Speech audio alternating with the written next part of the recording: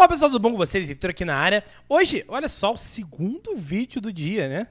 Talvez você esteja vendo esse vídeo não no dia do lançamento, mas tudo bem. Primeiramente, se você é novo aqui, queria te dar as boas-vindas. Meu nome é Heitor, esse aqui é o Tudão News. A gente tem também o nosso podcast chamado Tudão Cast. Então siga aí nas todas as redes que você imaginar. A gente está de alguma maneira, mas muito mais forte aqui no YouTube, né? Afinal, o que dá dinheiro. Então, meu sonho é viver disso aqui, então é por isso que a gente dá muito gás aqui.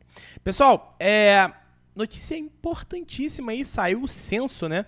O censo de 2022, perdão, que teve até algumas polêmicas por causa do governo anterior que não estava liberando dinheiro. Bom, e aí tem algumas coisas aqui para serem faladas. Por exemplo, censo 2022, o Brasil tem 203 milhões de habitantes, 4,7 milhões a menos que a estimativa do IBGE, tá? O IBGE ele é um instituto de pesquisa geográfica, né? É muito importante o que o IBGE faz, porque uma série de indexadores, uma série de informações que a gente tem no Brasil são providas pelo IBGE. Então, a gente veio com uma população menor do que se esperava. Isso significa que as pessoas estão tendo menos filhos ou que as pessoas estão morrendo mais, né? Só que 5 milhões de pessoas a menos não é uma expectativa, certamente não é muita gente morrendo. Isso chamaria muita atenção, tá? Em qualquer jornal de bairro isso chamaria muita atenção. Então é o seguinte, muito provavelmente o que está acontecendo é que as pessoas estão nascendo menos, perfeito? Não sou geógrafo, não sou economista, mas é o que a gente estuda e consegue parir nisso aí, né? Coisas importantes. Por que as pessoas começam a ter menos filhos? Por vários motivos, mas o principal deles é que as pessoas tomam consciência de que querem, involuntariamente, pessoal, isso em qualquer lugar do mundo, qualquer língua, qualquer cultura, acontece a mesma coisa. As pessoas têm menos filhos porque elas querem dar menos desconforto. Menos desconforto é quase igual mais conforto. Se eu ganho 5 mil reais, eu tenho um filho. E se eu ganho 8 mil, apesar de 8 mil ser mais do que 5 mil, eu não quero ter 2 filhos, porque o que acontece é que eu conseguiria dar uma vida pior para 2 filhos, mesmo ganhando bem mais. Entendem o que eu estou falando? Não é exatamente linear, não é assim, então para eu ter um filho eu tenho que ganhar tanto, não é assim que funciona. Inconscientemente as pessoas agem dessa maneira. É assim em qualquer lugar do mundo. À medida que o país vai se desenvolvendo, vai ficando mais rico, né, ou menos pobre, as pessoas vão tendo menos filho. Isso aí é invariável, isso acontece na história do mundo, desde que o mundo é mundo, tá bom? E aí, pessoal, outras coisas também que a gente precisa verificar aqui. 200 milhões de pessoas é um baita exército, né? E mais de 20% dessa galera aqui tá em São Paulo. Isso é muito relevante, significa que São Paulo é uma potência de 44 milhões. Exatamente 44, tá? 44 milhões de pessoas, o que faz dele um país maior do que muitos países da Europa. Muitos mesmo, tá? E não à toa o Brasil, o São Paulo leva o Brasil, a locomotiva do país é São Paulo, junto também agora com o Centro-Oeste, tá bom? Olha que bacana. Então, vamos lá nos pontos, né? Os dados revelam que a população do país em 1º de agosto de 2022, óbvio, morrem pessoas, nascem pessoas, mas precisa botar um dia específico para efeito de estudo, né? A população brasileira registrou um aumento de 6,45% em relação à edição anterior. Então, aqui é apenas uma continha, né? Em números absolutos, 12 milhões de pessoas. Ou seja, nos últimos 12 anos... crescemos em termos de população 12 milhões de pessoas, e aí você vai falar assim, Heitor, mais ou menos 1 milhão por ano? Não é exatamente isso, como eu falei, né? À medida que a gente vai ficando menos pobre, a gente vai tendo menos filhos. Então, provavelmente lá em 2010 foi um número muito maior do que em 2022, tá bom? A taxa de crescimento foi a menor da série histórica e a tendência é que quanto mais rico o país vai ficando, menor será essa série histórica, tá bom? A região sul e sudeste puxaram o crescimento da população brasileira. Veja, isso aqui é muito importante. Veja o que eu falei para vocês, que quanto menos pobre se fica, né, menos filhos também se tem.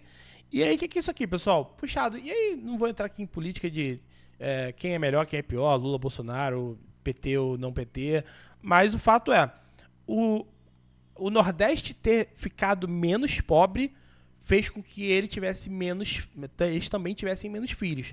É isso que acontece especificamente aqui nesse ponto, tá? O Nordeste sai da miséria e deixa de ser miserável, passa a ser apenas pobre, e aí as pessoas que não tinham acesso a absolutamente nada começam a ter acesso a algumas coisas, inclusive métodos anticonceptivos, educação, várias coisas, trabalhar te faz ter menos filhos. Provavelmente a sua bisavó era dona de casa e ela conseguia ter 6, 7, 8, 9 filhos. Agora eu fiquei curioso, quero saber quantos filhos a sua bisavó teve. Comenta aí, bota aí nos comentários, tá? Vamos lá. Dos 5.500 municípios, 3.168 ganharam habitantes. Né?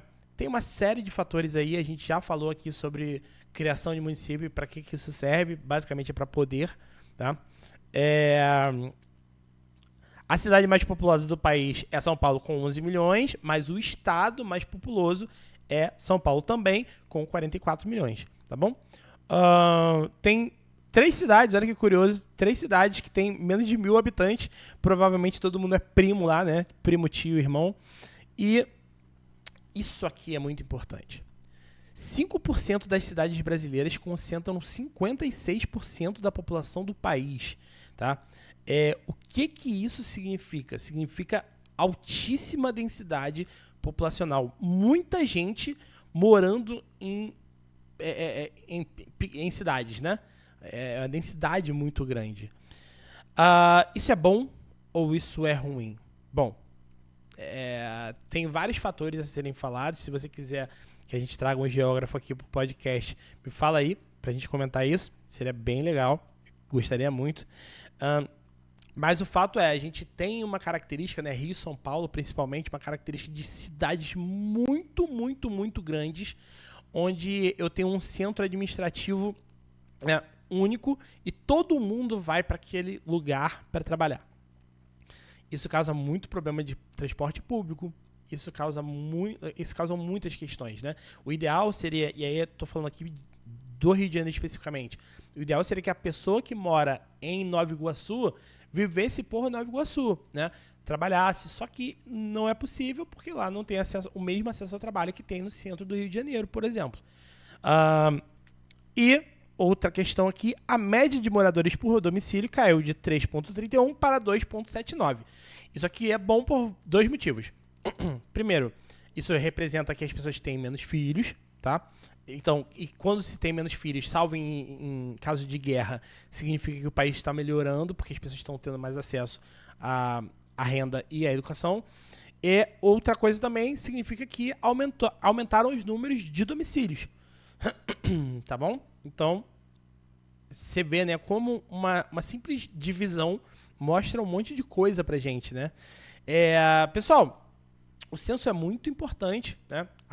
Em tese, a gente tem que fazer de 10 em 10 anos aqui no Brasil, porque 200 milhões de pessoas não é um número fácil de se chegar, né? É muita gente. Poderia ser um pouco mais fácil se a gente tivesse algumas outras iniciativas. A DataPrev é uma empresa excelente, apesar de empresa pública. É uma empresa excelente, faz um trabalho muito sério e eles têm feito algumas integrações de sistemas que têm melhorado muito o acesso à informação no país. E a gente precisa muito disso, a gente é muito carente de informação aqui, né? Pessoal, se você chegou até aqui, queria que você deixasse o seu joinha e compartilhasse esse vídeo, porque isso é muito importante pra gente, tá? Se você tá gostando do que a gente tá fazendo aqui, isso é a forma de você me agradecer me dar um joinha, mas eu é que agradeço a sua audiência até aqui. Então, fico por aqui, até mais e valeu!